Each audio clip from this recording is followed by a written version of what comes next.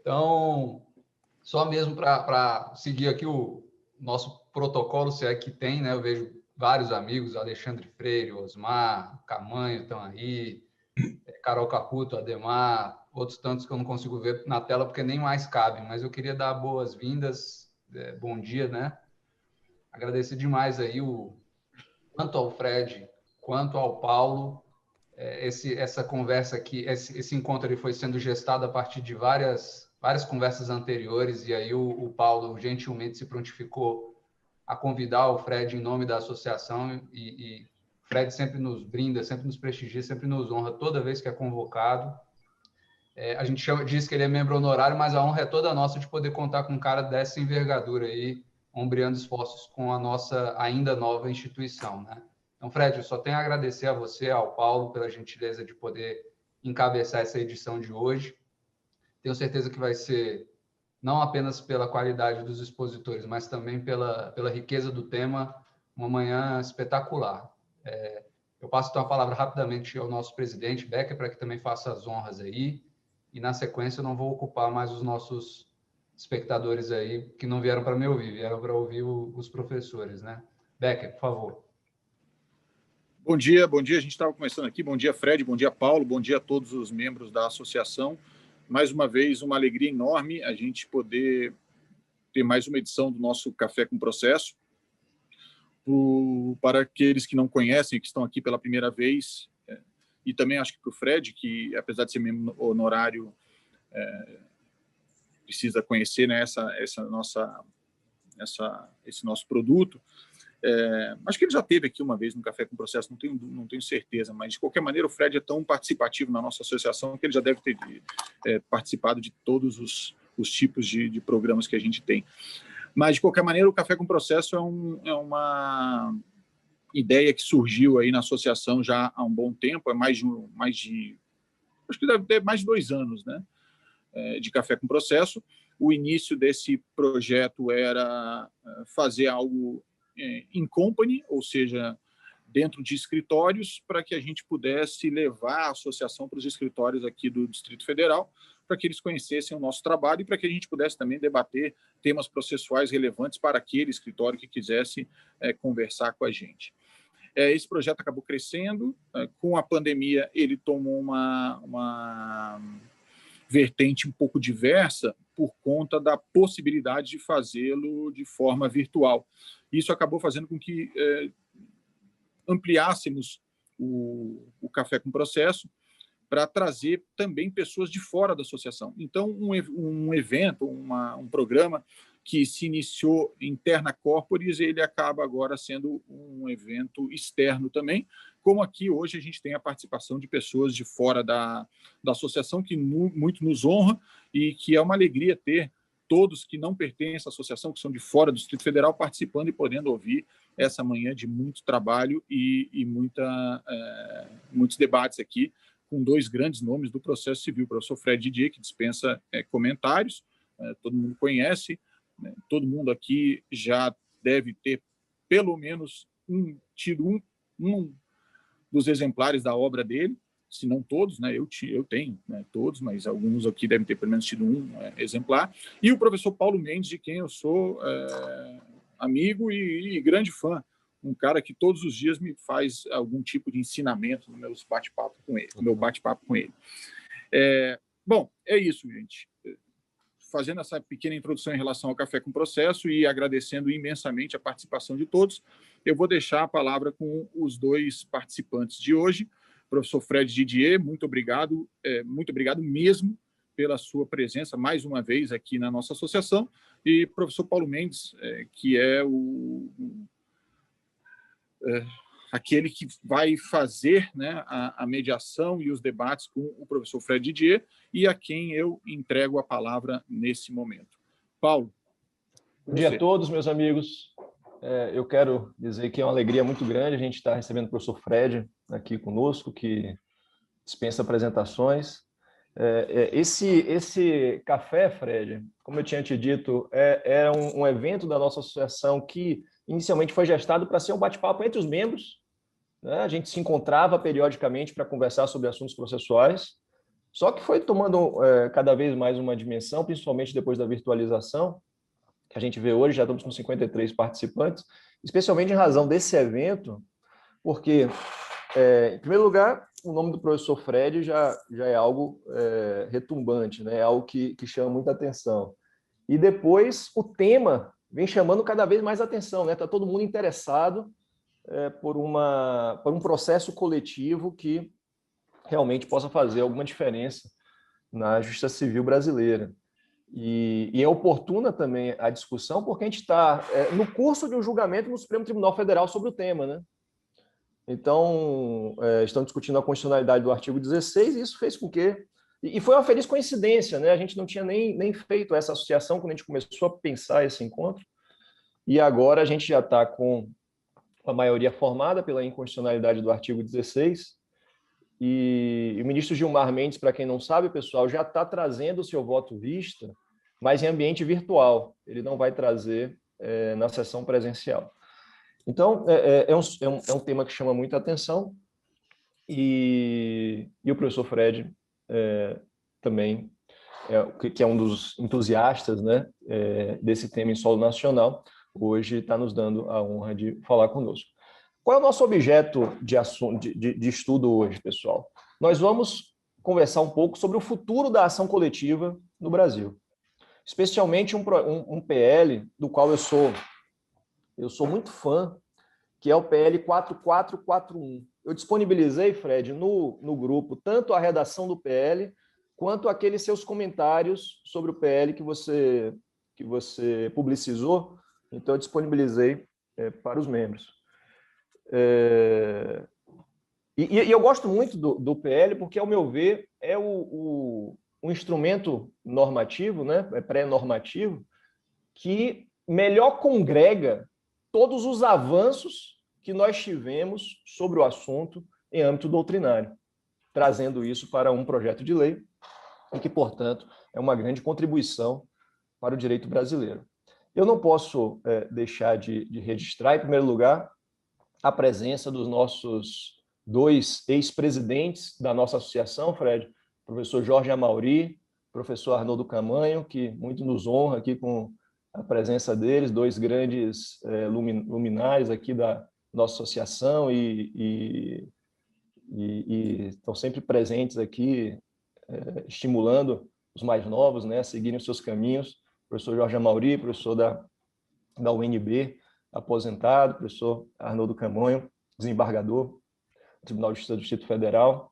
Então, é uma alegria muito grande tê-los aqui. Quero registrar também a presença de inúmeros alunos do IDP que manifestaram interesse em participar e te ouvir, Fred, e que também foram acolhidos nesse Café com Processo. E também fazer um registro muito especial dos alunos da UFES, Universidade Federal do Espírito Santo, o professor Zanetti pediu para que os alunos dele estivessem aqui com a gente, então também vieram aqui prestigiar o Fred. Eu vou atuar como um mediador, depois como um provocador. Eu sei que vão ter muitas perguntas, então pouco farei nesse sentido.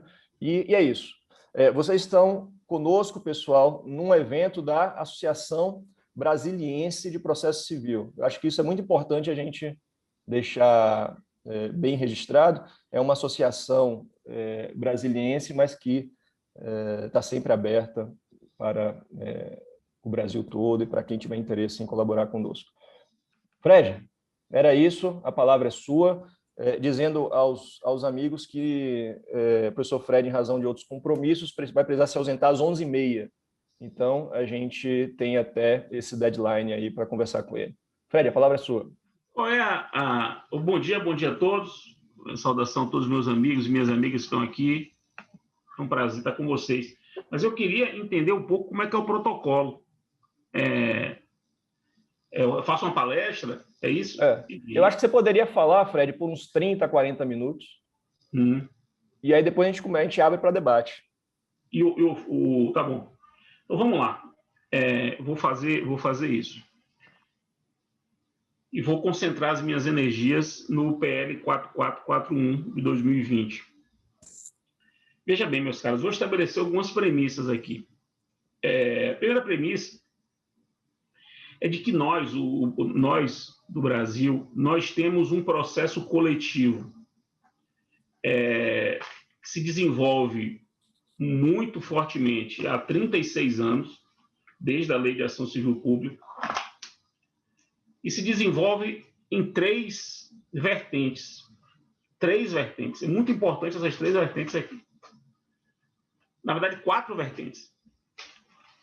A vertente legislativa, houve um aprimoramento legislativo, normativo, do processo coletivo paulatino e permanente nos últimos 36 anos.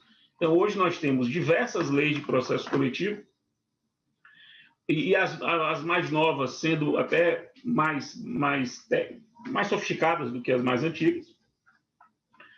A segunda vertente nós temos hoje uma jurisprudência sobre tutela coletiva que se firmou e amadureceu no STJ, sobretudo no STJ, e nos últimos 20 anos. Os anos 90 não foram muito fáceis para a tutela coletiva no STJ, mas nos últimos 20 anos o STJ amadureceu, como era natural que fosse, assim, já era o momento mesmo para amadurecer, e compreendeu o sistema de tutela coletiva brasileiro. Então, nós temos hoje decisões judiciais muito importantes sobre o assunto. Terceira vertente, nós temos uma doutrina do processo coletivo que sem nenhum favor, a melhor doutrina no mundo sobre o assunto. Hoje, nós temos a melhor doutrina mundial sobre o processo coletivo. E isso não é ufanismo de minha parte, isso é meramente documental. Nós temos um pensamento sobre o processo coletivo extremamente avançado, uma massa crítica muito, muito interessante. E a quarta vertente, que é ignorada nesses discursos de um modo geral, é que nós temos uma prática de processo coletivo muito interessante, muito rica. Uma prática independentemente de precedentes, de leis, que até mesmo de doutrina. Surgiu no Brasil um direito coletivo construído a partir de soluções criativas dos diversos agentes operadores da tutela coletiva. Ministério Público, advogados, advocacia pública e o judiciário.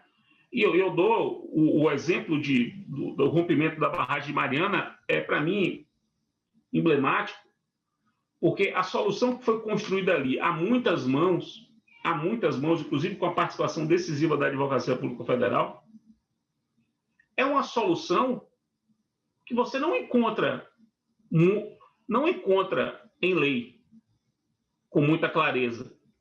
E é uma solução engenhosa que, embora você não encontre em lei, também não pode dizer que é uma solução ilícita. Não, foi uma solução construída e que você pode dizer aos trancos e barrancos com mais ou menos dificuldade. O certo é que mais de 300 mil pessoas foram indenizadas em um período de 2 anos. Estamos falando aí de indenização de pessoas que receberam dinheiro, mais de 300 mil pessoas que receberam dinheiro num período de 2 anos, no maior acidente ambiental da história brasileira e um dos maiores do mundo. Isso é um dado de fato, eu não estou valorando aqui, isso é simplesmente um dado de fato. E as soluções que foram criadas ali são soluções da tutela coletiva muito engenhosas. Então, o que eu quero chegar? Se nós temos essas 4 vertentes desenvolvidas nos últimos 36 anos, qualquer projeto de lei sobre ação civil pública tem de levar em consideração tudo isso. E se não levar em consideração tudo isso, é melhor que não haja projeto de lei sobre ação civil pública. É melhor deixar do jeito que está.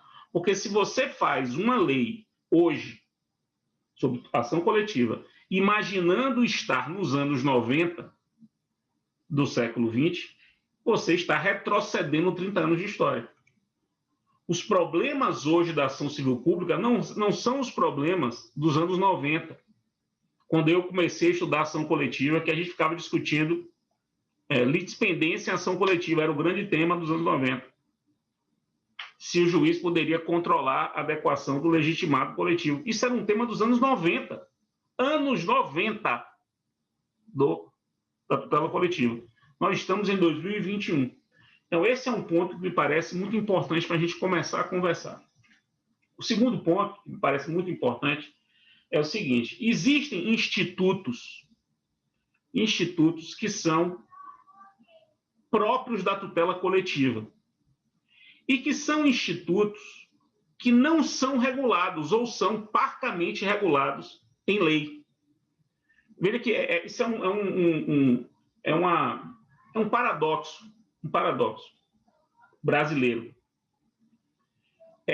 Qualquer um de nós que lide com tutela coletiva, eu particularmente, embora advogado, lido bastante com tutela coletiva,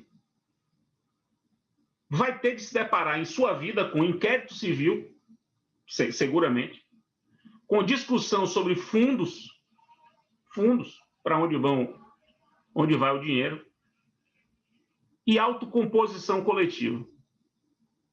Veja, é inevitável. Não há como você pensar em tutela coletiva sem pensar em inquérito civil, sem pensar em fundos, sem pensar em autocomposição.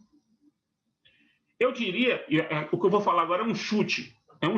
Na verdade, é uma hipótese, que talvez um dia eu queira comprovar. Na verdade, não vou querer comprovar essa hipótese, não, mas alguém pode querer comprovar, que é a seguinte: mais de 90% dos conflitos coletivos no Brasil são resolvidos por acordo. Eu lanço essa hipótese aqui para os pesquisadores. É possível que ache até mais do que 90%. Ação coletiva resolvida por heterocomposição existe, mas é muito raro. Porque ainda que haja uma sentença, uma decisão de tribunal, no fim das contas termina num TAC, termina num acordo, como aconteceu com o acordo dos planos econômicos. E aí o que é que acontece? Qual é a nossa legislação sobre inquérito civil? Temos um artigo que prevê o inquérito civil na Lei de Ação Civil Pública e a previsão constitucional. Um dispositivo. Aí teve que vir o CNMP e baixar 2 resoluções para disciplinar o inquérito civil. Qual é a regulamentação sobre fundos no Brasil? A previsão do artigo 13 da Lei de Ação Civil Pública, que o dinheiro vai para fundos, é essa a regulamentação? A gente não sabe o que o fundo faz com o dinheiro, se o fundo recebe o dinheiro e aplica na comunidade lesada, não há regras de governança do fundo, não há garantia de participação das pessoas lesadas na administração do fundo, não há previsão de fundos negociais. E veja, a solução do maior conflito brasileiro coletivo ambiental, que é o de Mariana, se deu com a criação de um fundo negocial, ou seja, um fundo ad hoc, e não um fundo pré-existente. A gente só pensa em fundos pré-existentes, legais, de composição que a gente não sabe qual é e que a gente não tem a certeza de como é gerido o dinheiro. Autocomposição coletiva no Brasil chega a ser risível, porque é disparadamente o modo mais comum de se resolver conflitos coletivos, e nós temos um parágrafo 5º, o parágrafo 6º, né? É o 6º ou o 5º? É o parágrafo 6º do artigo 5º da Lei de Ação Civil Pública, que prevê o compromisso de ajustamento de conduta. Essa é a disposição nossa que regula a autocomposição coletiva. Simplesmente um instituto da tutela coletiva mais importante. É mais importante uma lei sobre autocomposição coletiva do que uma lei sobre ação civil pública. Acreditem nisso. Eu não tenho dúvida nenhuma sobre isso. É muito mais importante hoje uma lei sobre autocomposição coletiva do que uma lei sobre ação civil pública. A autocomposição coletiva, nós não temos regramento. Temos a previsão, não temos regramento. A coisa chega a ser assustadora. Não sei se já pensaram nisso, mas não há no Brasil previsão normativa que autorize acordo coletivo para direitos individuais homogêneos. Não há. Não existe regulamento sobre o assunto. A Lei de Ação Civil Pública só fala em difusos e coletivos E é bom que só fale de fundo coletivo, até porque o raciocínio para os individuais homogêneos teria que ser diferente. Tanto é estranho que o acordo dos planos econômicos, que é um acordo para individuais homogêneos, deu no que deu. Pouca adesão. Porque não se poderia fazer uma negociação para os indivíduos, abrindo mão de crédito dos indivíduos. Não poderia. E tivemos que o acordo foi feito, teve que se criar um acordo opt-in. Um acordo opt-in. É uma solução, mas não tem previsão legal para isso. É uma solução e não tem previsão legal. E acordos envolvendo direitos individuais homogêneos ocorrem aos borbotões, sem previsão legal. Meus caros, não há previsão da relação, por exemplo, da relação entre o colegitimado e o acordo celebrado por outro. Então, imagine que você celebra um acordo com 4 colegitimados, advocacia pública, ministérios públicos, advocacia pública e o município. Você assina um TAC com todos eles. Uma associação pode não gostar do TAC e ignora o TAC e pede a mesma coisa. A relação entre um acordo coletivo e os outros legitimados não tem previsão, porque não tem regulamentação para nada. Onde é que eu quero chegar? Qualquer projeto coletivo que hoje não avance nas disciplinas do inquérito civil, dos fundos e da autocomposição coletiva, é simplesmente uma lei que vai deixar como está, portanto, numa anomia legislativa, 3 institutos que são fundamentais para a tutela coletiva. Sendo que, no caso da autocomposição coletiva, para mim, é mais importante, repito, uma lei hoje sobre a autocomposição coletiva do que uma lei sobre o procedimento da ação civil pública. Aí vem o terceiro ponto, que é o seguinte. Nesses 36 anos, houve alguns avanços doutrinários que eram polêmicos há 30 anos atrás e hoje me parece que não há muito polêmica mais. Então, já que vai fazer uma lei de ação civil pública, é preciso regular o controle da legitimação coletiva, é preciso reconstruir o sistema de participação nos processos coletivos, que foi pensado para um modelo que não existe mais. O modelo de participação do Código da Lei de Ação Civil Pública é pífio. Reconstruir o modelo de participação, reconstruir o modelo de controle da legitimação, reconstruir o modelo de competência, reconstruir o modelo de saneamento. Esses 4 institutos, legitimidade, competência, intervenção de terceiros e saneamento, são institutos que não são, evidentemente, propriamente do processo coletivo, são institutos do processo de um modo geral, mas que, em relação ao processo coletivo, precisam de uma regulamentação realmente atenta às peculiaridades do processo coletivo, uma regulamentação diferente do que existe para o processo individual. Razão pela qual pontuo projeto de lei sobre ação civil pública que ignore um sistema de controle da adequação da legitimação. Ignore o problema da competência, que é, do ponto de vista prático, um dos mais graves da tutela coletiva. E não abra o sistema de participação de sujeitos no processo coletivo, com intervenções de terceiro mais abertas, mais flexíveis. E não crie um dispositivo claro na linha da recomendação 76 de 2020 do CNJ, que estabeleça um conteúdo para a decisão de organização do processo coletivo, uma espécie de certificação coletiva à brasileira, com conteúdo mínimo a ser enfrentado pelo juiz, inclusive a identificação do grupo e os critérios para definição de como o sujeito pode ser considerado membro do grupo, São duas coisas diferentes.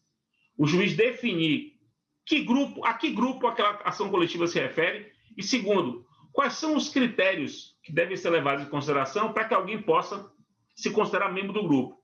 Isso tem que ser definido no saneamento, porque se você define isso no saneamento, você resolve problemas relacionados a litispendência e conexão coletivas, e aí o mais grave problema prático que existe, que é a relação entre ação coletiva e pretensões individuais. Veja, a quantidade de vezes que eu já fui procurado para poder interpretar uma sentença coletiva. Veja bem, eu tinha que interpretar a sentença coletiva para descobrir quem é o membro do grupo que pode se beneficiar dela.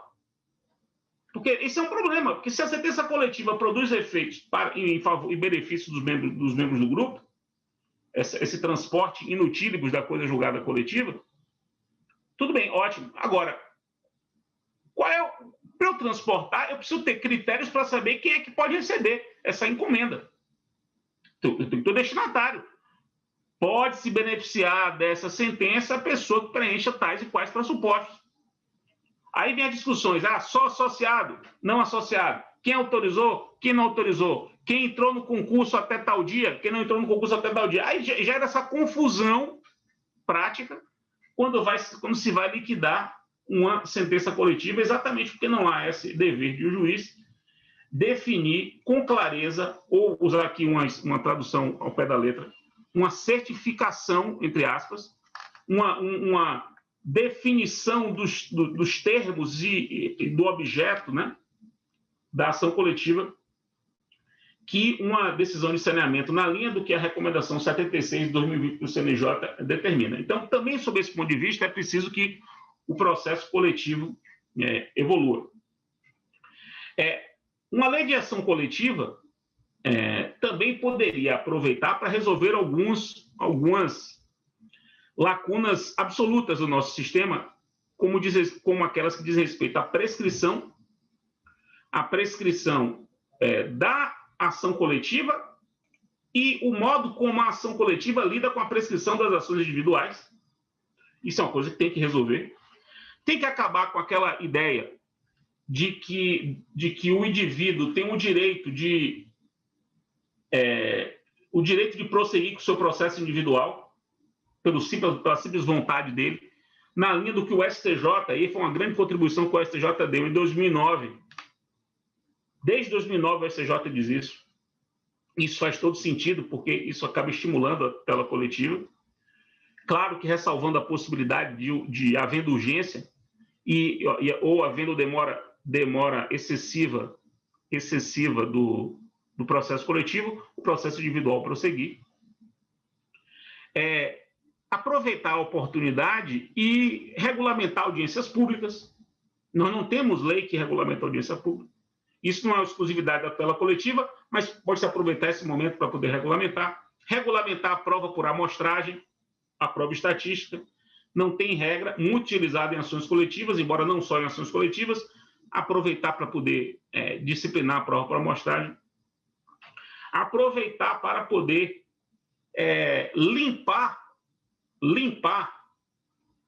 as diversas leis esparsas que existem, que trazem muitas contradições, muitas incoerências da tutela coletiva. Então, uma lei nova tem que se preocupar com a organização do microsistema da tutela coletiva. Não basta revogar a lei de ação civil pública. Não basta.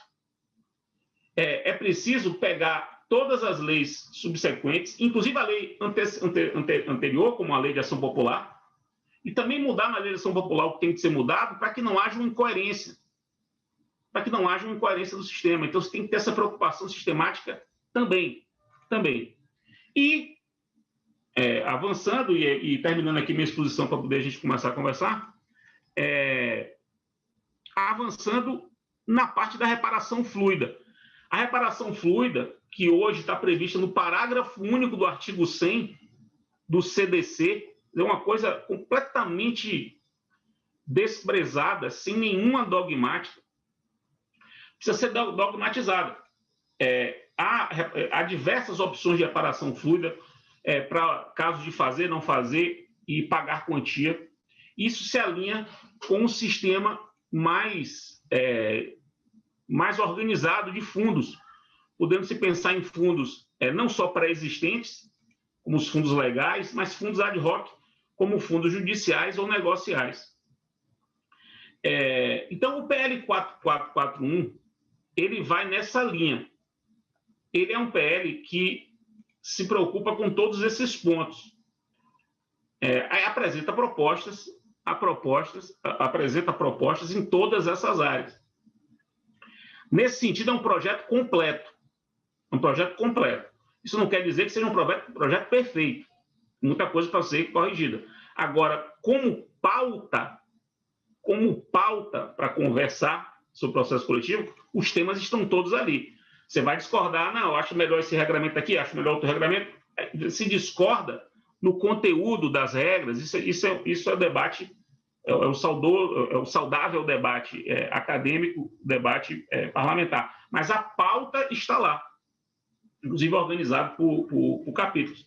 Eu fiz um roteiro para compreender o que estava no projeto, que é o roteiro que Paulo se referiu. Eu compartilhei esse roteiro no meu canal do Telegram, o canal Megafone do Processo Civil. Eu compartilhei lá. E Paulo compartilhou com vocês aí, depois dá um jeito de compartilhar de novo. E aí é um roteiro até grande, são 10 páginas. Não tem doutrina ali, mas tem anotação, né? Você vai anotar por que esse dispositivo, o que esse dispositivo quer dizer, qual o propósito desse dispositivo, para ir guiando a leitura do 4441 de 2020. Enfim, fiz um panorama, agora vamos ouvir as perguntas, né? Começar a conversar, né? Tem mais tempo de conversa. Muito bom, Fred. Eu coloquei aqui no chat, pessoal, um pedido para quem quiser fazer alguma pergunta, alguma colocação, que se inscreva aqui no chat para a gente organizar os trabalhos. E eu já começo, Fred, fazendo duas provocações. A primeira é que nós tivemos um evento relativamente recente aqui na ABPC, que um dos professores que estava participando comentou que esse PL 4441 ele pecava por não tratar de processos estruturais, com o que eu discordo veementemente. Eu queria te ouvir sobre isso, sobre o tratamento que o PL deu aos processos estruturais, se houve essa atenção na sua avaliação. E eu queria que você explorasse um pouquinho, Fred, a relação entre o PE, entre a ação civil pública, o processo coletivo e as ações individuais, especialmente quando se trata de direitos individuais homogêneos, e mais especificamente, você comentou na sua apresentação, eu acho que a gente poderia aprofundar um pouquinho, a questão da suspensão da prescrição. Porque me parece que essa é uma medida fundamental para evitar a litigiosidade que o PL propõe, e, por outro lado, é uma medida oposta ao projeto que está sendo proposto pelo CNJ. A gente tem aqui propostas antagônicas. Enquanto o projeto do CNJ diz que não suspende prescrição, o PL 441 diz que suspende a prescrição das pretensões individuais. Eu queria te ouvir sobre esses dois pontos para a gente dar uma largada aí nos debates. Ótimo. Vamos começar com a da prescrição. Veja, é uma questão de ponto de premissa, né? De premissa. Qual é a premissa? A premissa é estimular a tutela coletiva como um instrumento de racionalização da administração judiciária e de igualdade. Os valores da tutela coletiva, né? É um caso só para resolver o problema de uma vez só, ou não. Ou a tutela coletiva é um instrumento paralelo que anda lado a lado com as ações individuais, exatamente como o CDC fez e deu no que deu. Isso é uma questão de premissa. A mim me parece, e isso realmente foi uma coisa que me assustou muito, a mim me parece que não havia discussão sobre isso. Eu nem sabia que as pessoas discutiam isso mais. Eu fiquei um pouco assustado. Porque um sistema aqui diz que a ação coletiva suspende as ações individuais, suspende o processamento das ações individuais. Isso está também no PL do CNJ. Mas não interrompe a prescrição? Ora, se não interrompe a prescrição das ações individuais, todo mundo vai propor as suas ações individuais. Aí vai propor a ação para ficar suspensa? Isso não faz sentido, né? Então, propõe a ação, mas vai parar. Vai propor sua ação, mas eu vou parar. Porque, então, ou o sistema tem que ser tal, tem que ser criado de modo as pessoas acreditarem que a solução coletiva vale para todo mundo. E, ao acreditarem assim, você tem estímulos para não propor a tutela individual ou a ação individual. Então, eu realmente fiquei sem entender. Eu não entendi nem... como eu disse, eu não sabia nem que isso era hoje, ainda era um tema que merecia merecia outra análise, sobretudo num projeto que veio para estimular a ação coletiva. Quer dizer, o projeto era para dar segurança à ação coletiva. Quanto ao processo estrutural, aqui a gente tem que ter muito cuidado quando fala disso, né? Porque, veja, processo estrutural, meus amigos, não é um tipo de processo, né? Processo estrutural é um processo que carrega um tipo de problema. E quando a gente estuda processo estrutural, todo mundo que estuda, e acho que muitos de vocês sabem que eu estudo esse assunto já há algum tempo, as preocupações em torno do processo estrutural são preocupações para tornar o processo estrutural flexível, ajustável às peculiaridades do problema estrutural, que variam, os problemas estruturais variam muito. O problema estrutural de presídio não é mesmo de saúde pública. Então, para 2 exemplos, então, são problemas estruturais muito diferentes. Então, as diversidades dos problemas estruturais impõem que o processo seja maleável, ajustável a elas.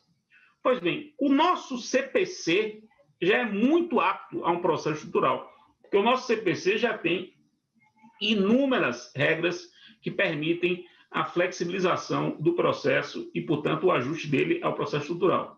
Mas há outras coisas que, em lei, ficam melhores. Tudo que, pelo menos assim, eu me lembro que se defende em termos de processo, para processo estrutural, flexibilidade nas intervenções de terceiro, flexibilidade na execução, prova por amostragem, julgamento fracionado, negócios processuais, estímulo à consensualidade, tudo que se exige ou que se recomenda para um processo estrutural está no projeto. Então, o que significa não tratar de processo estrutural? É não ter um artigo que fala a lei se aplica a processos estruturais? Porque se você coloca um dispositivo como esse, as pessoas também têm que ter um pouco de inteligência legislativa. Se você coloca um dispositivo que diz assim, esta lei se aplica aos processos estruturais, daqui que você explique o que é um processo estrutural e, portanto, não transforme isso numa palavra que fecha, né?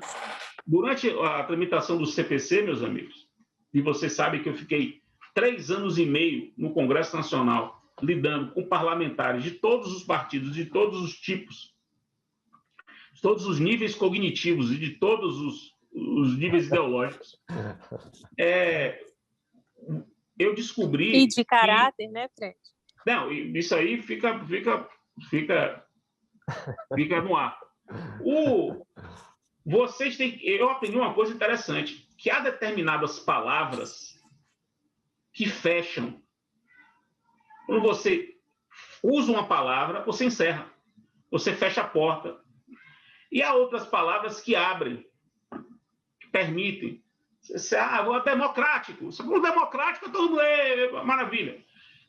Porque são palavras que abrem. Né? Se você usa, por exemplo, você disser assim, isso é autoritário, pronto, aí acabou a discussão. Então, você tem uma certa... é preciso ter um pouco de inteligência estratégica para perceber que você pode alcançar exatamente aquilo que você quer, ou seja, instrumentos normativos que permitam que um processo estrutural seja conduzido da forma mais adequada possível, sem dizer que está fazendo isso. Sem criar uma lei assim, esta lei disciplina o processo estrutural. Uma lei com essa ementa não sai do lugar, meus caros. Uma lei com esta ementa, esta lei disciplina o processo estrutural. é uma lei que não sai do lugar. Veja, a gente está tentando aprovar uma lei de ação civil pública, que todo mundo sabe o que é. Todo mundo sabe o que é uma ação civil pública. A gente está tentando aprovar uma lei sobre ação civil pública há 13 anos. Em 2009, o projeto foi arquivado. Você sabe o que é um projeto ser arquivado? O projeto foi debatido durante 5 anos, discutido nas academias brasileiras, aquela inteligência toda, não sei quantos congressos. O projeto foi arquivado. Sabe por quê? Porque a academia, digo isso como testemunha, a academia dizia assim: se não for desse jeito, então não pode ser. A academia, nós acadêmicos, falando isso para deputado e para senador. Aí o deputado chegou assim: como é que é? Quer dizer que se não for assim, não pode ser? É assim ou então não é? Para um deputado? Então não é. Pronto, arquivo. Simplesmente isso, arquivo. Porque não é assim que se conversa, porque quem tem poder são os caras. Eles são o poder deles. E eles estão predispostos a ser convencidos disso. Eu estou dizendo isso para vocês como testemunha. Aqui eu estou falando, não é como um cientista acadêmico, não. Eu estou dizendo a vocês um testemunho. Eu posso contar para vocês como foi, por exemplo, a negociação para a conversão da ação individual em coletivo. Que foi aprovado nos casos do Congresso. Repare. Está no PL, né, Fred? E está no projeto. A conversão da ação individual em coletivo foi aprovada nas 2 casas do Congresso, na Câmara e no Senado. E perceba, foi aprovada, observem isso, foi aprovada nas 2 casas sem nenhum destaque supressivo. Não houve nenhum destaque supressivo. Nenhuma emenda para suprimir. Nenhuma. 0. Passou nas 2. Por quê? Porque a conversão entrou na discussão tendo um caput e 4 parágrafos. Era um caput e 4 parágrafos. A proposta era um caput e 4 parágrafos. Saiu com o caput completamente reformado e 10 parágrafos.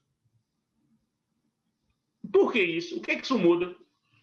Os parlamentares construíram a discussão.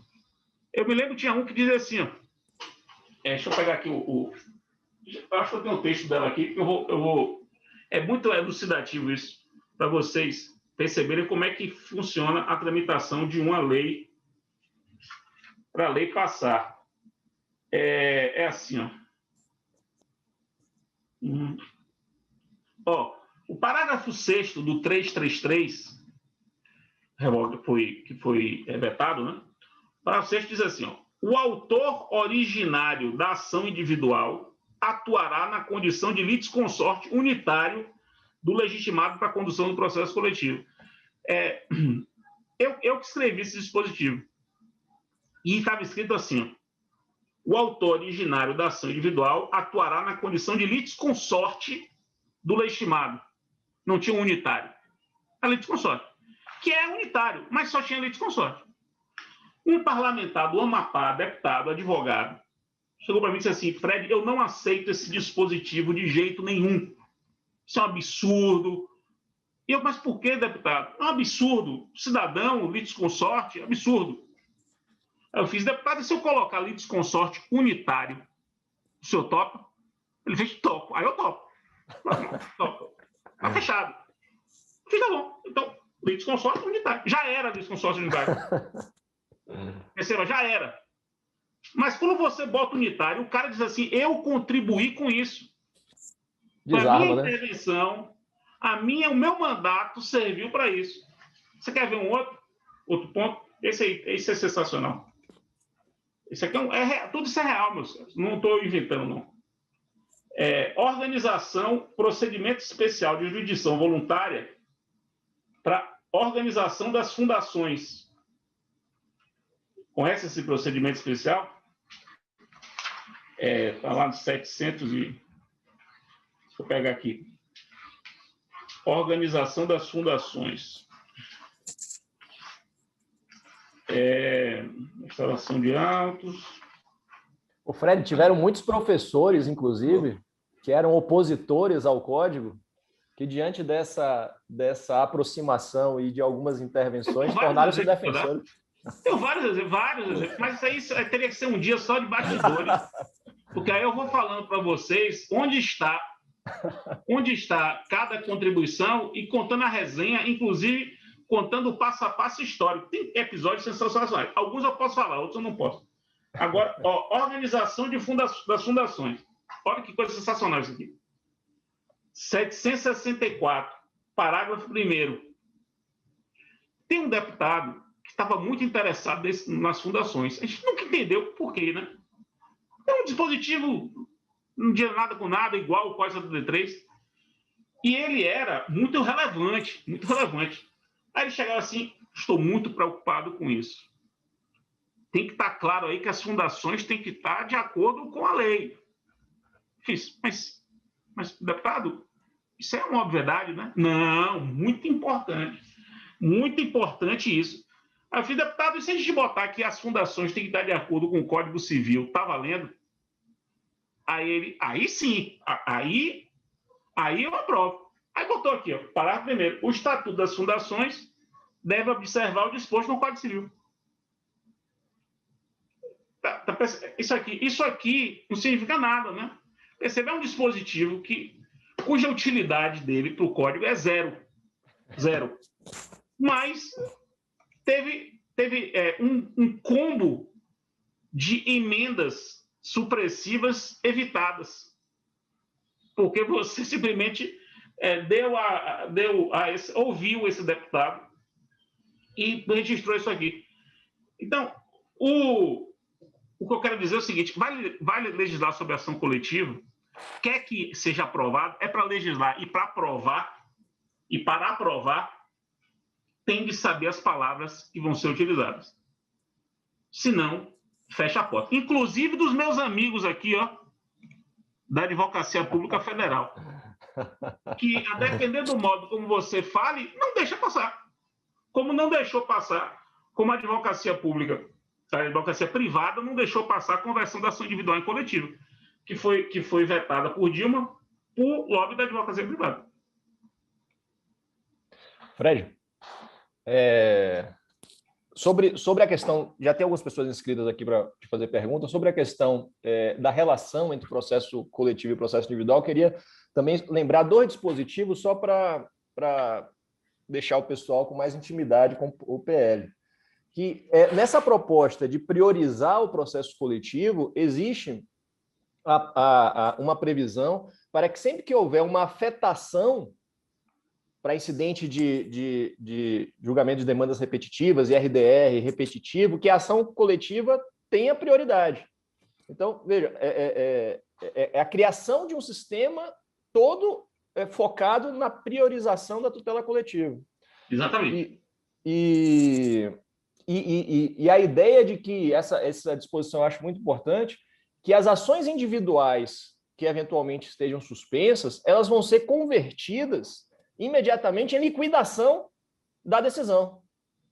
Né? Ao invés de você seguir com a ação individual, você desistir da ação individual, você entrar com uma nova demanda, elas convertem-se em liquidação, o que você cria um círculo virtuoso.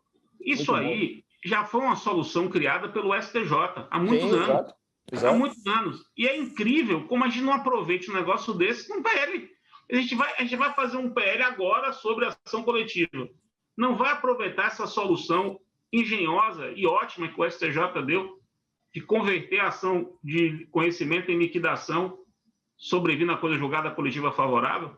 Coisa simples de ser compreendida, simples. E fácil, ninguém vai discutir. É o tipo da regra que, na tramitação legislativa, ninguém vai nem glosar. E de uma utilidade, né, Fred, em termos de saneamento do sistema processual, de economia processual, de efetivação da efetividade, enfim.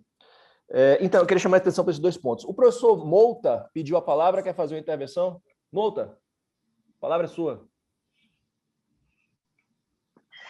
Bom dia, meus amigos. Tudo bem?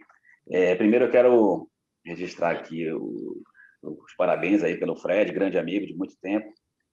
Como sempre, perfeito nas observações. Parabéns pelo arquivo, gostei muito do arquivo, tá? Já estou aqui com ele em mãos. Estava até falando com o Paulo se esse arquivo poderia ser disponibilizar para os nossos alunos, etc. Pode, né, Fred? Claro, está no megafone. Eu megafoneei ele, então ele virou uma informação pública. Tá. Na verdade, a minha pergunta, a minha colocação, o Paulo acho que já fez aí, que era para te ouvir um pouco mais sobre o papel do PL no resgate de um diálogo importante que talvez o 333, ao ser vetado, impediu, que era o diálogo das ações individuais, dos processos repetitivos, que são separados aí no STJ e no STF, e as ações coletivas, né? Porque a gente percebeu que faltou esse link de contato entre esses 3 pontos importantes da tutela jurisdicional, e o projeto ele resgata, né? O que eu tenho visto, Fred, e aí só para complementar um pouco mais, é que tem ações civis públicas sobrestadas. Quer dizer, em razão de um RESP repetitivo ou de um RE com repercussão geral, que há muito tempo está ainda demorando para a fixação de uma tese jurídica. Então, o PL, eu queria te ouvir um pouco mais, ele vai resgatar essa importância da ação coletiva nesse diálogo tripartite aí, coletivo, repetitivo, e as ações individuais com a possibilidade de se tornar repetitivas, que seria o 333. Veja, o projeto, o PL 4441, ele parte da premissa de que a relação entre tutela coletiva e tutela individual é um problema. Então, isso é um problema hoje. E esse é um problema que se apresenta em várias situações, desde a prescrição, como a gente mencionou aqui, a relação da prescrição, passando pela suspensão, pela coexistência, né, de tutela coletiva e ações individuais envolvendo o mesmo problema, e a opção do CDC é muito ruim, ela teve a sua importância histórica em 1990, mas hoje ela é incompreensível. Então, você cria um regime de suspensão da tutela individual, a espera da tutela coletiva, com válvulas de escape.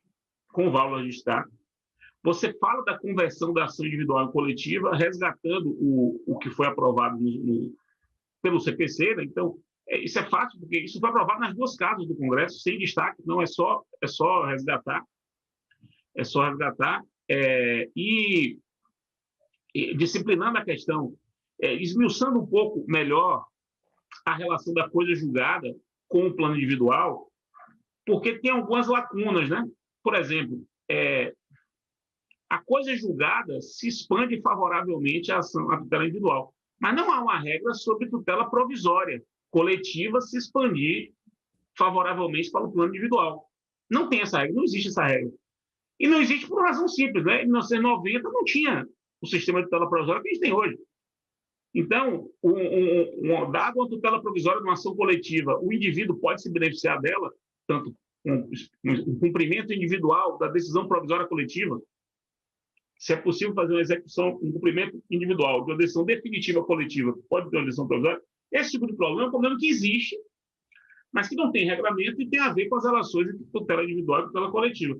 Acho que o projeto está bem alinhado, bem amarrado nisso, né? Acho que as contribuições do PL nesse ponto são contribuições bem racionais. Não tem nenhuma grande digamos assim, invenção. É uma arrumação das lacunas, um aperfeiçoamento das redações, um aproveitamento de soluções como essa do STJ, por exemplo, de transformação da ação individual em ação coletiva, da transformação do processo de conhecimento individual em liquidação, sobrevindo à coisa julgada coletiva. Agora, claro que a gente tem que pensar se está faltando algum tipo de relação que não foi examinada. Agora, não houve o desejo de se regulamentar o julgamento de casos efetivos. Quer dizer, se assumiu que o julgamento de casos efetivos já está bem regulamentado no CPC, e o que se disse foi que a ação coletiva, subindo para o tribunal, ela deve ser considerada prioritária para fins de representação da controvérsia. E aí você escolhe a ação coletiva como caso piloto do julgamento de caso efetivo. Na linha, inclusive, da recomendação 76 do CNJ, que já vai nessa linha também. Fred, temos uma pergunta aqui do Márcio Henrique, sobre um assunto aqui que você não gosta muito, cooperação judiciária. Professor Fred, podemos pensar em cooperação judiciária nas tutelas coletivas? Podemos citar o caso de Mariana como exemplo? Por gentileza, pode fazer um breve comentário a respeito? Sim, a cooperação judiciária para a tutela coletiva é um instrumento, sim, riquíssimo. E, curiosamente, o PL do CNJ nem menciona cooperação judiciária. Nem menciona. É uma coisa é difícil entender. É difícil entender isso. Não mencionar. O CNJ disciplinou a cooperação judiciária longamente na Resolução 350. Longamente. Então, como pensar a tutela coletiva sem pensar em cooperação judiciária não dá. O PL 4441 prevê em 2 momentos, Márcio. Prevê expressamente na parte sobre competência, dizendo que as regras de cooperação judiciária são regras que permitem o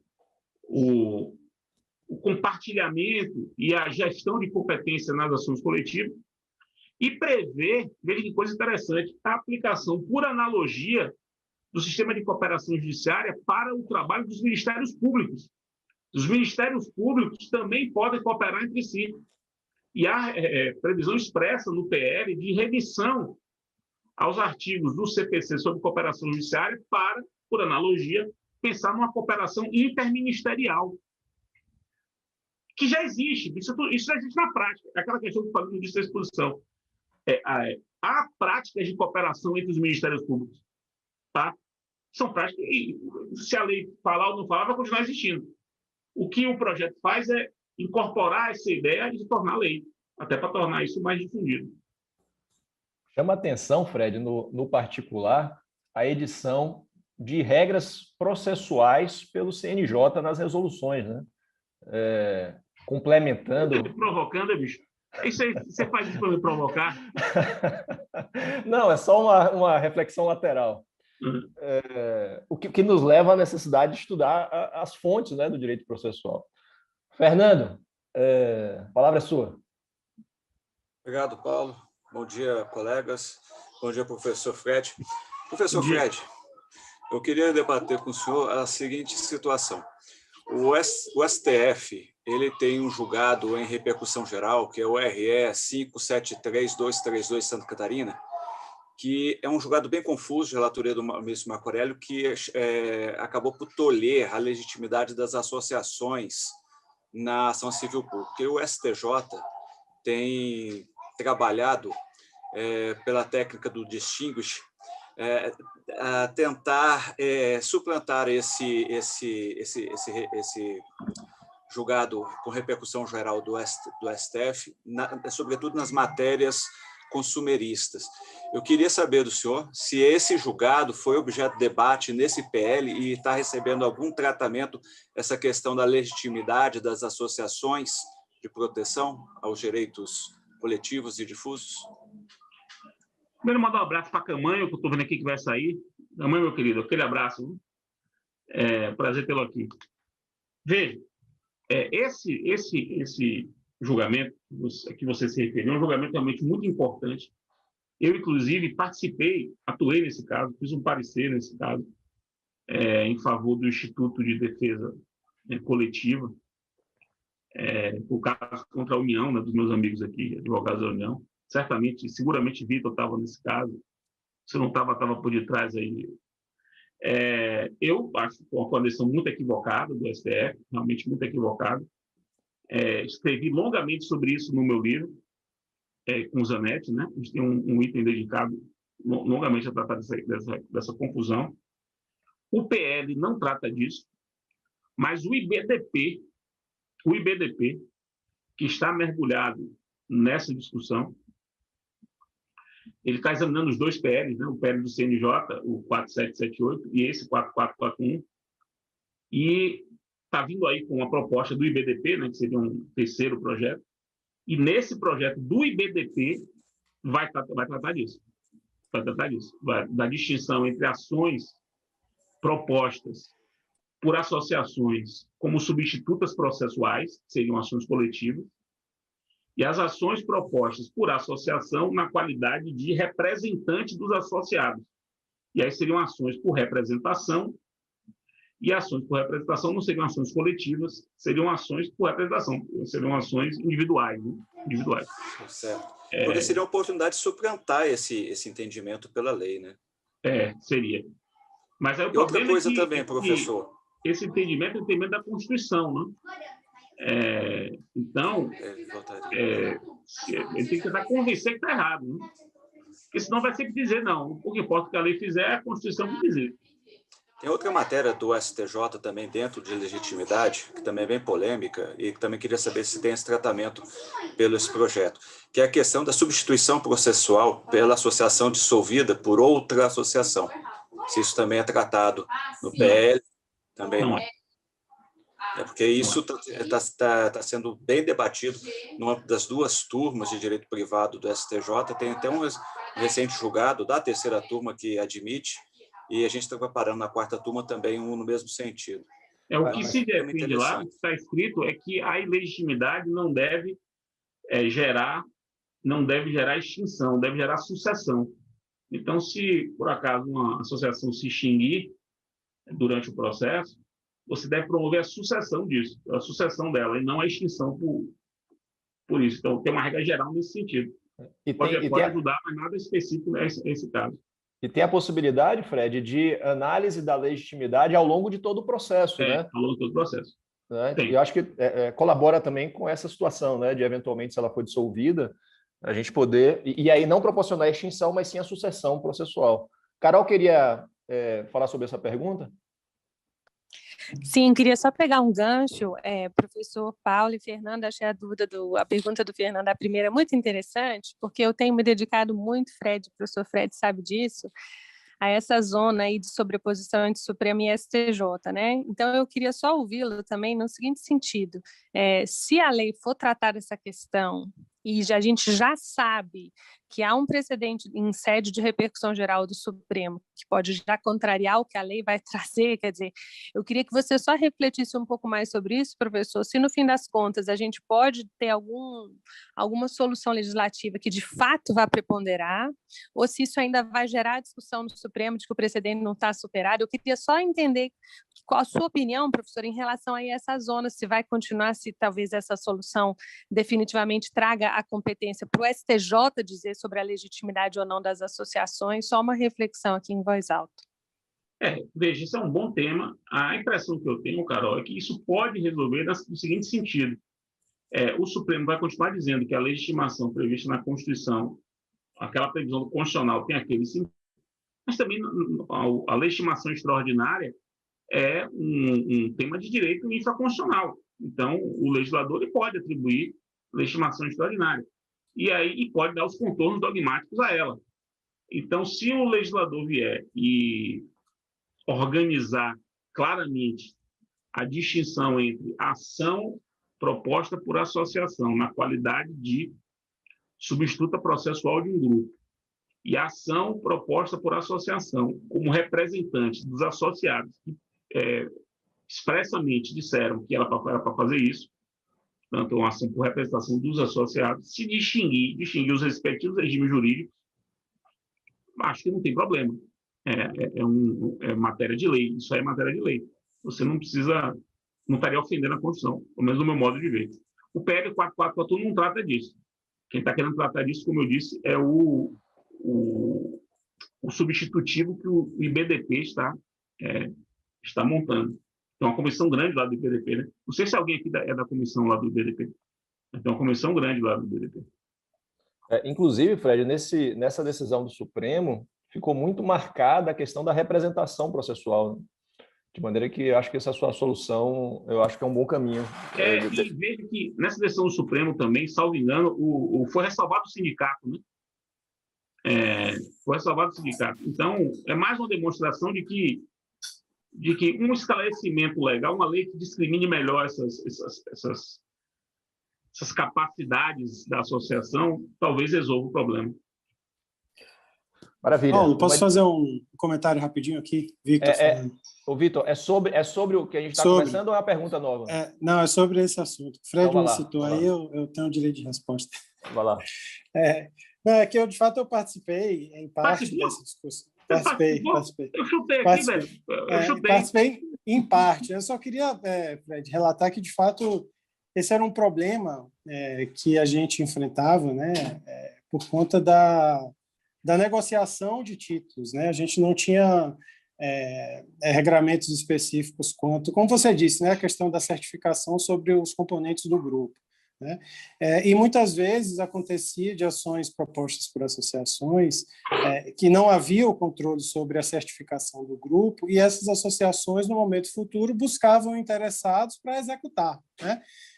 Às vezes, pessoas que ingressaram depois da propositura da ação, e aí veio toda aquela discussão sobre certificação, sobre momento do ingresso, se é representação, se é substituição, e depois o Supremo avançou, inclusive, para tratar especificamente sobre ações coletivas que ele chamou de natureza ou de rito comum, como ele falou, que eu entendi como ações que discutiam direitos individuais homogêneos na acepção de direitos individuais que podem ser tutelados coletivamente, que é algo que eu sei que você tem um pensamento diferente, mas o desregramento exatamente da certificação dos componentes do grupo levou àquela discussão e à necessidade de minimamente de se regular a questão para dizer, olha, representação é uma coisa, substituição é outra, e a gente precisa evitar que haja esse aliciamento de interessados pelas associações no momento posterior à propositura da ação e muitas vezes posterior, inclusive, até o trânsito em julgado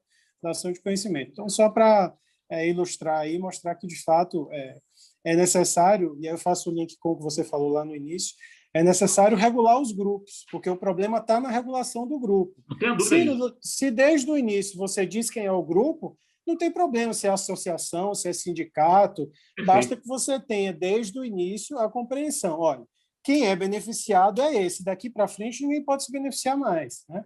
A não ser que você comprove que você está efetivamente naquele grupo, que você faz jus àquela tutela coletiva, né? Porque a gente terminou vendo essas situações. Mas foi um julgado favorável, bem favorável à União do ponto de vista do controle da litispendência e de se evitar pagamentos em duplicidade, porque aconteciam e muito nas ações propostas por associações de servidores, e que não havia controle nenhum sobre a lista inicial de quem era beneficiado daquilo, né? E aí, enfim, o resto você já sabe, mas o contexto foi mais ou menos esse.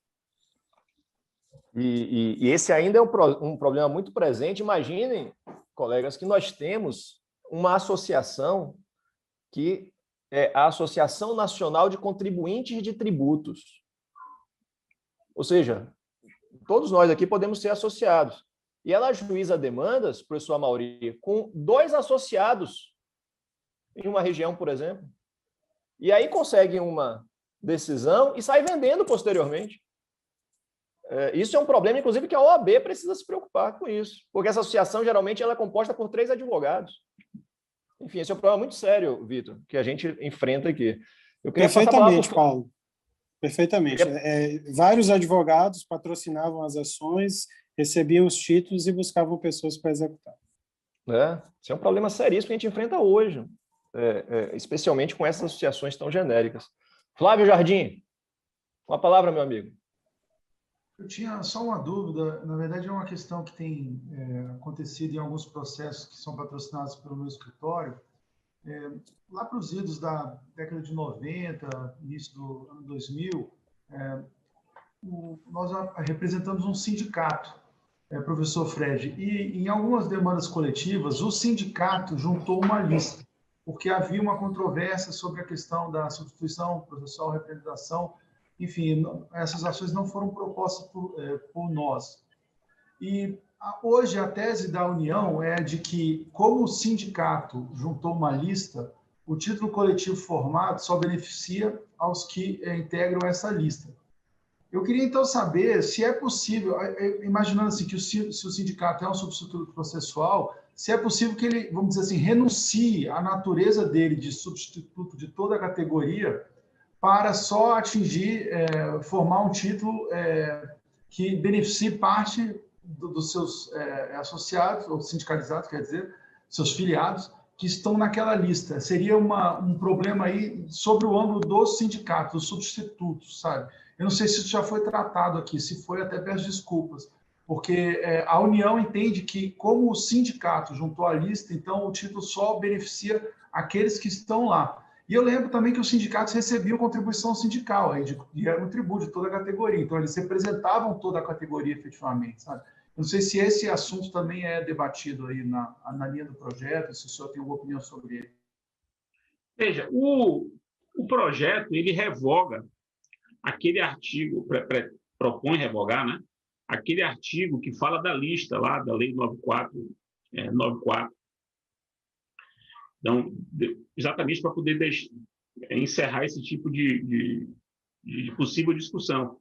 E o problema envolvendo o sindicato é o mesmo das associações. Só que nesse julgamento do STF, a que se referiu Fernando, no recurso extraordinário, o Supremo ressalvou os sindicatos. Então, eu acho que é mais fácil defender que o sindicato é um substituto mesmo da categoria, e o fato de ter juntado a lista não limita a decisão aos membros da lista. O próprio precedente do Supremo fez questão de ressalvar, até porque a tutela coletiva pelos sindicatos é a mais antiga que hoje existe no Brasil, né? Desde a década de 40, você tem tutela coletiva pelo sindicato. Chegar a essa altura do campeonato, restringir a eficácia de uma ação proposta pelos sindicatos seria um retrocesso muito grande do ponto de vista do direito do trabalho. Eu acho, né? Enfim. Nesse caso, como a União está envolvida, eu vou me abster de comentar. Antônio Brandão, você quer falar? Bom, tá na minha vez, né, doutor Paulo? Isso, vamos lá. Maravilha.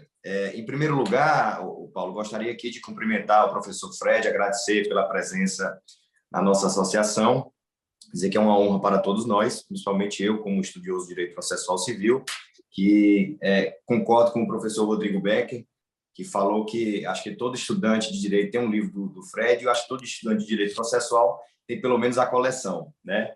Então, parabenizar aqui a associação por esse evento grandioso, né, hoje com o professor Fred, e gostaria de fazer uma pergunta, um pouco de cunho prático também, viu, doutor Paulo, ao professor Fred, em relação ao PL. Porque, assim, eu trabalhei com algumas ações coletivas, mas elas são foram contra o poder público, né? Ações de grupos corporativos. E eu gostaria de saber, em relação ao PL, se existe alguma previsão em relação à autocomposição com o poder público, né? Eu trabalhei com essa matéria, eu senti um pouco de dificuldade, principalmente contra a União.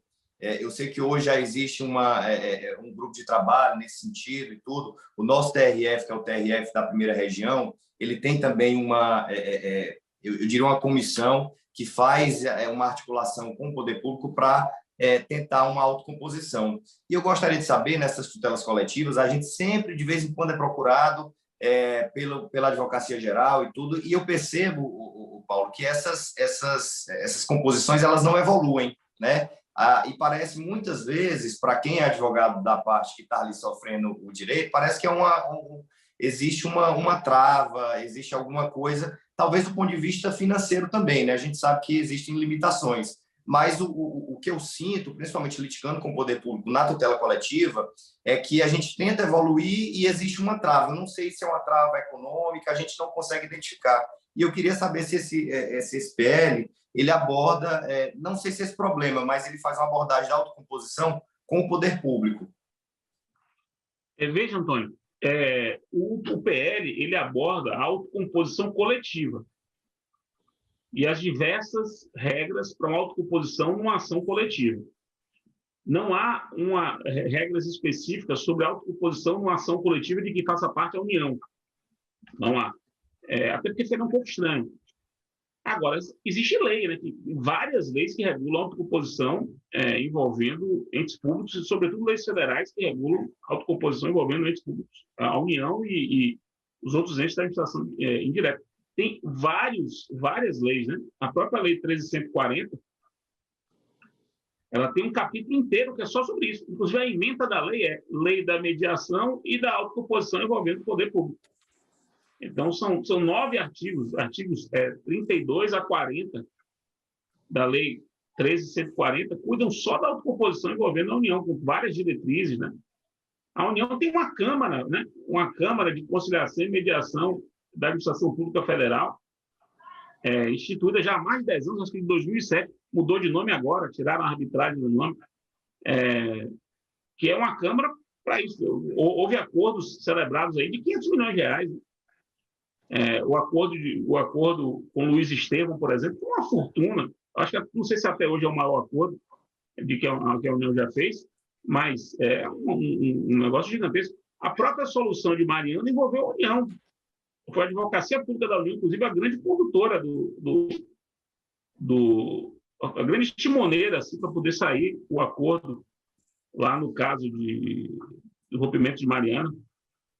Então, eu não sei se está correta essa sua perspectiva, se é uma perspectiva correta de que trava. Em relação à advocacia pública federal, o que eu vejo é cada vez mais uma postura resolutiva para terminar o problema pelo consenso. Ele tem uma lei de transação tributária, né? Agora, a lei de transação tributária já tem um ano.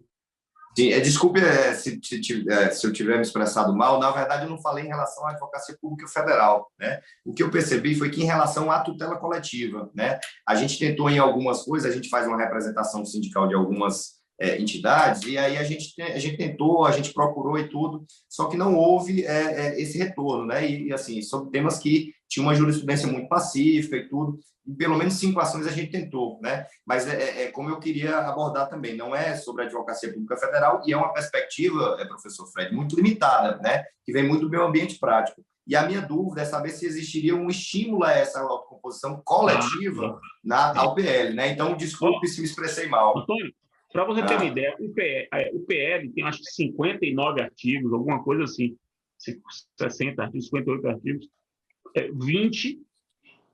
quase 20 é só sobre autocomposição. Estamos falando aí de 1/3 do PL, só sobre autocomposição. É um PL que foi montado levando em consideração que a autocomposição é a principal forma de solução de conflitos coletivos no Brasil. Eu vou dizer uma coisa para vocês. Há 3 anos eu fui procurado pelo Ministério da Justiça do Peru. Veja que onda. Porque o Peru estava fazendo um projeto de novo CPC, de mudança do CPC. E aí, no CPC deles, teria processo coletivo. E aí eles buscaram alguns consultores internacionais e me procuraram para eu ser o consultor em processo coletivo. Acharam que eu tinha que falar sobre processo coletivo.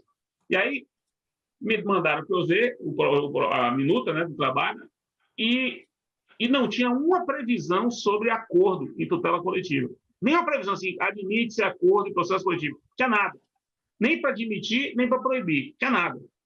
Aí a minha pergunta foi a seguinte, meus amigos, vocês não previram o acordo porque não quiseram, isso foi deliberado, sim, ou esqueceram? A resposta deles foi assim, Fred, a gente nem imaginou que era possível acordo em processo coletivo. Veja, a gente nem passou pela nossa cabeça o tema acordo em processo coletivo. E aí eu respondi para eles, interessante, porque para um brasileiro, a gente não consegue imaginar um processo coletivo sem acordo. É o contrário. A gente não consegue imaginar um processo coletivo sem acordo. É exatamente o contrário, a nossa realidade. Por isso que uma lei sobre processo coletivo tem que envolver autocomposição coletiva, necessariamente. E Fred, no particular, o PL, porque assim, falar em autocomposição, em direitos difusos e coletivos em sentido estrito, eu acho que é mais fácil de visualizar. Agora, o PL vai além e fala de autocomposição contra direitos individuais homogêneos. E isso eu acho que é um grande avanço do Código, porque muita gente até hoje não consegue visualizar, né? Como é que a gente vai fazer um acordo em uma demanda que trata direitos individuais homogêneos, sendo que os substituídos não estão no processo, né? E eu acho que esse é um grande avanço, que a gente estava até comentando. Eu queria até explorar mais esse tema, Fred, mas tem outras perguntas aí, eu vou priorizar os colegas. Mas a proposta do PL é criar uma espécie de opt-in, ou seja, nós fazemos um acordo aqui, e aí quem que... modelo, e quem quiser adere a esse acordo, né? Eu acho que é uma proposta muito boa. Adere e tem mais. Na proposta tem assim, adere. E se você não concordar com o valor, você pode achar que a outra baixa, por exemplo, você pode se valer do acordo para já ganhar esse valor e cobrar a diferença. Não implica renúncia, né? Não implica renúncia. Muito bom. O Becker tinha pedido a palavra antes do Antônio. Então, Becker, contigo. Fred, deixa eu te fazer uma pergunta rápida aqui, está acabando o nosso tempo, e desde já, para não alongar também, eu já quero agradecer, na qualidade de presidente da associação, a sua presença aqui hoje, mais uma vez brilhante, com um tema instigante e muito importante, sobretudo por conta do PL que se avizinha. É claro que a gente ainda tem os debates no Congresso, mas esses PLs a gente sabe que da noite para o dia podem resolver empurrar e a coisa acaba saindo errado. Minha pergunta é sobre a sua opinião acerca do tema 1119, que o STJ consolidou ano passado, e agora o Supremo reconheceu a repercussão geral, que fala que a decisão em mandado de segurança coletivo impetrado por associação beneficia todos os associados, mais ou menos na linha do que eu acho que o Vitor falou, alguma coisa nesse sentido aí, sendo irrelevante a filiação ter ocorrido após a sua impetração. Esse é o tema e eu gostaria de ouvir a tua opinião, Fred. Veja, eu entendo que sim, velho, que é irrelevante o momento da associação. Eu defendo isso há muito tempo já. Então, eu vou nessa linha. Minha linha é sempre de dar rendimento à decisão coletiva. Agora, partindo da premissa, que é a premissa que eu já disse por escrito, e falei para vocês, e que todo processo coletivo tem que ter a sua certificação. Eu concordo que o réu do processo coletivo é direito do réu do processo coletivo saber contra o que ele está litigando. Ele tem que saber, estou litigando com este grupo aqui. O grupo tem essas características. E não ser surpreendido depois com uma sentença coletiva que não define o grupo, isso é uma coisa muito genérica, que todo mundo possa depois querer se beneficiar dela. A partir da premissa que eu adoto, que é a da necessária certificação coletiva, eu sou favorável a dar mais rendimento às decisões coletivas. Você não acha que isso acaba... Desculpa, vai lá, Becker, desculpa. Você não acha que isso acaba gerando um comércio associativo? Isso é um problema, é um problema moral? Qual é o problema aí? É moral ou é jurídico? É moral e jurídico, né? Moral não interessa muito para a gente, mas é jurídico. Mas se a pessoa é uma vítima, a pessoa é vítima. Porque o fato de eu me associar sem ter sido vítima é irrelevante. Não é porque eu sou associado que eu vou ganhar. Eu preciso ter sido vítima para ganhar. Eu me associei. Não fui vítima, o fato de eu ser associado é irrelevante. Agora, se eu sou uma vítima, eu sou uma vítima. E sou uma vítima e quero conviver socialmente com outras vítimas do mesmo problema que eu. Me associei depois. O que é que muda mesmo? É porque tem que ver o seguinte, a indenização não é pelo fato de ele ser associado, é pelo fato de ele ser vítima. Então, se é uma questão de moral, de comércio, haverá associações que vão ganhar dinheiro com isso, o problema não é moral. Não é bem jurídico, pelo menos na minha perspectiva, né? Qual é a diferença de uma vítima associada para uma não associada? Deixa eu só fazer uma ponderação, Becker. Claro. Só para colocar um tempero aí nessa questão, obviamente que eu acho que tudo isso que o Fred está falando parte da premissa de uma legitimação adequada. Então, vejam, muitos dos nossos problemas, Becker, a gente pode resolver com base na ideia de legitimação adequada, de associações que são picaretas. E que, portanto, que elas não têm a representatividade, não é isso? Que não tem a representatividade, e, portanto, a gente pode afastar esse tipo de investida por essas pseudo-associações por meio da técnica da legitimação adequada. Perfeitamente. Se o problema é esse, Becker, o problema é uma condução por associações de fachada, que, na verdade, são empresas.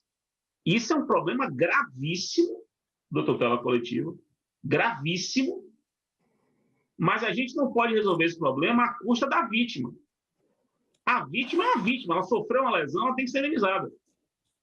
A associação, que é o problema, vamos tratar dela. E aí ambos os projetos se preocupam com isso. O PL 4778 se preocupa até praticamente criminalizando as associações.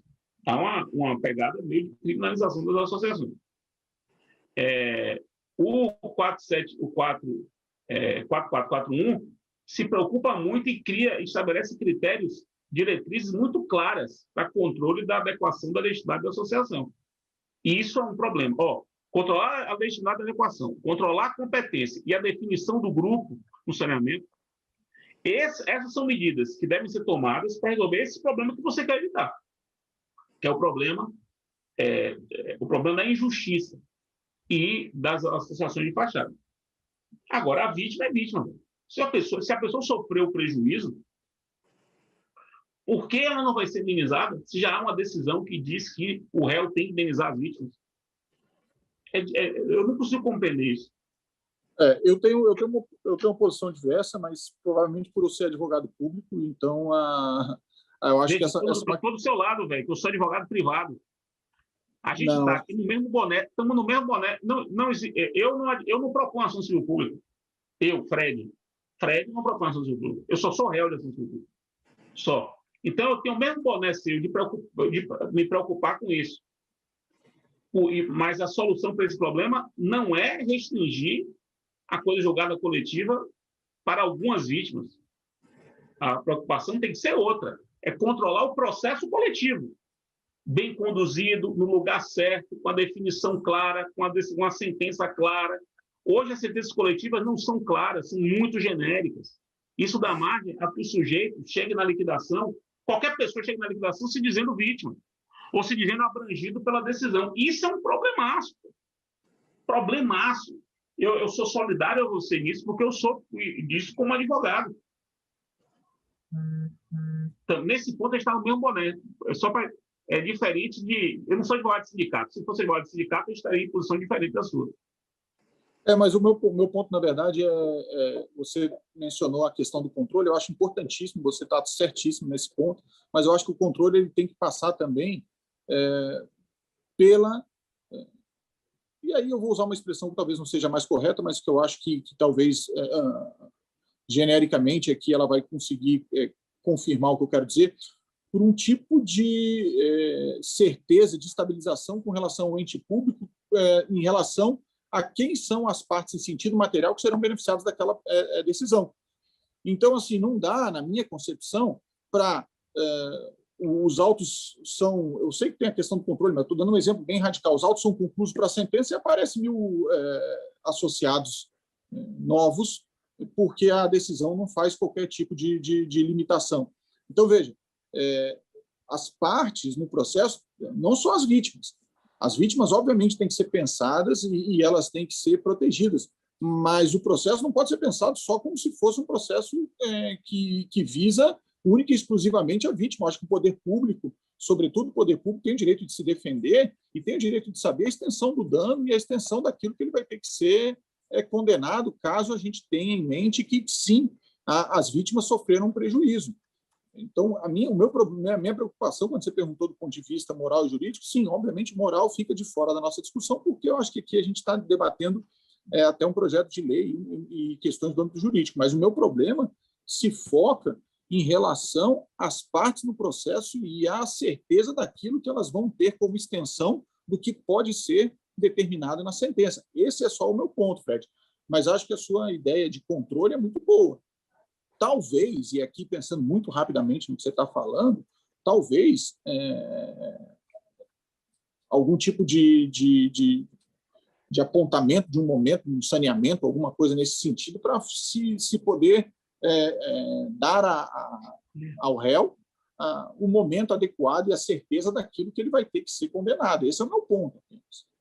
O que a gente vê em alguns casos, eu acho que o Vitor aí que trabalha agora mais na ponta com isso, pode até confirmar, a gente teve casos no passado, quando eu trabalhava com isso, de associações que juntavam listas na execução. Então, você vê, já tinha coisa julgada e apareciam novas pessoas se beneficiando. De um lado, você tem o problema da vítima. Vítima tem direito, mas calma aí. Eu também, como parte, União, Estados, municípios, também tenho direito de saber quem são as pessoas que eu vou ter que indenizar. Vamos ao problema, velho. voltando, o problema aí é certificação, definição de grupo, critérios para entrar no grupo, que é o problema do saneamento. Que é o ponto-chave de saneamento. A recomendação 76 de 2020 do CNJ, volto a dizer, e qualquer PL hoje sobre ação coletiva tem de ter regras sobre saneamento. Recomendo aqui o livro de João Paulo Lordelo, não sei se é membro da BPC, não sei se já é membro da BPC. Não. Mas é um membrável, né? Um membrável da BPC. A tese de doutorado de João Paulo Lordelo, que é exatamente sobre certificação do processo coletivo, a importância disso, prática, hoje. Isso foi incorporado na resolução da recomendação do CNJ e está no PL 4441. E, curiosamente, não está no PL 4778. Não entendi a razão.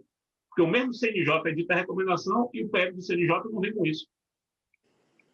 Uma coisa que eu estranhei. O Fred. Obrigado, Fred. Eu sou muito rigoroso. Estou preocupado com o horário aqui. É isso. Eu ia te perguntar se daria mais tempo para outras perguntas, mas como a gente combinou às 11h30, e você disse que você teria outro compromisso, então a gente tem só mais uma pergunta que eu vou te mandar, Fred, por WhatsApp, e aí você responde e eu passo para o colega, pode ser? Tá bom, fechado. Para o Antônio e o Pedro não ficar sem resposta, viu, Antônio? Só porque a gente está muito apertado com o tempo. Enfim, eu queria agradecer muito ao Fred. Fred, foi uma baita manhã. Hoje a gente discutiu sobre coisas importantíssimas aqui. Eu acho foi muito bom a gente fazer uma propaganda positiva do projeto, né, pelas ideias que ele traz em si. As pessoas têm que conhecer esse projeto até para, eventualmente, se não for ele, que for as últimas consequências no Congresso, mas que suas ideias, né, vão adiante e possam iluminar eventuais projetos que, eventualmente, sigam em frente. Você quer falar as últimas palavras aí, por favor? Não, é isso. Agradecer o convite. Foi excelente. Excelente. Contem comigo. Foi ótimo rever meus amigos aqui. A Maurício, tinha tempo que eu não via você. Prazer revê-lo. Carolzinha, não lhe vi, mas você está no meu coração. Imagino que você não possa abrir a câmera. É isso. Fique à vontade para me convidar novamente. Eu tenho outro evento, né? Acho que em abril, da BPC. Carol me falou. Um outro evento aí que vai entrar na minha agenda sobre um outro tema. E é isso. Bom dia para todo mundo. A gente vai se falando. Pupi, vai falar alguma coisa? Obrigada, Fred. Nada, só agradecer mesmo, desejar um bom resto de quinta a todos aí, um bom final de semana. Fred, brigadão, Paulo, obrigado, valeu todo mundo que pôde assistir. Um abraço.